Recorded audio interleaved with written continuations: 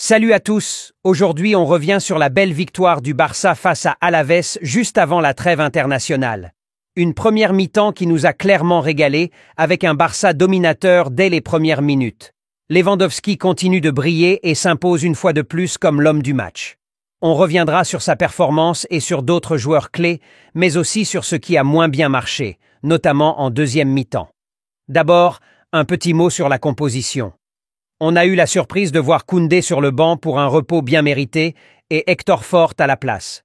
La blessure de Ferran Torres dès le début du match a été un coup dur. Un Ferran titulaire qui suscite toujours des doutes.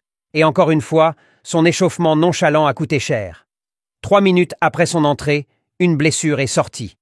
Ce manque de sérieux, malheureusement, se paie directement sur le terrain. Malgré ça, le Barça a tout de suite pris le contrôle. Dès l'ouverture du score, tout a déroulé. Première occasion, but refusé pour hors-jeu, puis tout s'enchaîne rapidement avec le 1-0, le 2-0, puis le 3-0. Un match plié avant même la mi-temps avec une équipe totalement en confiance. C'est ce genre d'efficacité qu'on aime voir chez le Barça, surtout face à des équipes comme Alavés, un adversaire certes inférieur, mais face à qui il faut toujours faire attention. Lewandowski, comme on s'y attendait, a encore été décisif. Il retrouve sa forme de tueur des grandes années. Ce n'est peut-être pas encore son prime absolu, mais il a retrouvé une régularité impressionnante. Avec la confiance du coach et un système offensif qui lui permet de se concentrer uniquement sur le but, il enchaîne les réalisations sans faiblir. On parle d'un joueur qui vise non seulement le titre de meilleur buteur en Liga, mais peut-être aussi le soulier d'or cette saison. Un autre joueur qui se distingue, c'est Rafinha.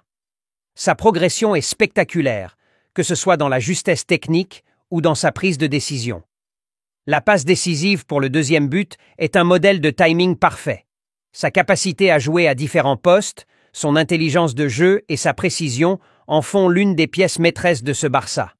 C'est un joueur qui a gagné en maturité et qui fait preuve d'un leadership de plus en plus affirmé. En revanche, la deuxième mi-temps a été beaucoup plus calme. On a senti que le Barça a levé le pied. L'équipe s'est mise en mode gestion sans chercher à forcer. Et franchement, c'est compréhensible. Avec la trêve internationale à l'horizon et des joueurs clés qui s'apprêtent à partir en sélection, il était important de ne pas prendre de risques inutiles. Ce genre de gestion est crucial sur une saison longue, même si pour nous, en tant que fans, c'était peut-être un peu frustrant de ne pas voir un 4-0 ou 5-0. Un petit mot sur la ligne défensive très haute qui a bien fonctionné dans ce match, même si Alavés a réussi à se créer quelques occasions, souvent hors jeu.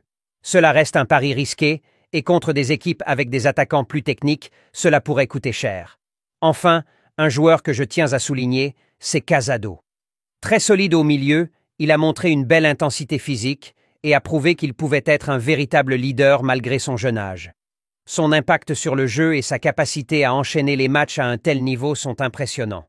En résumé, un Barça efficace et concentré, surtout en première mi-temps, avec un Lewandowski en grande forme et un Rafinha au top de sa progression.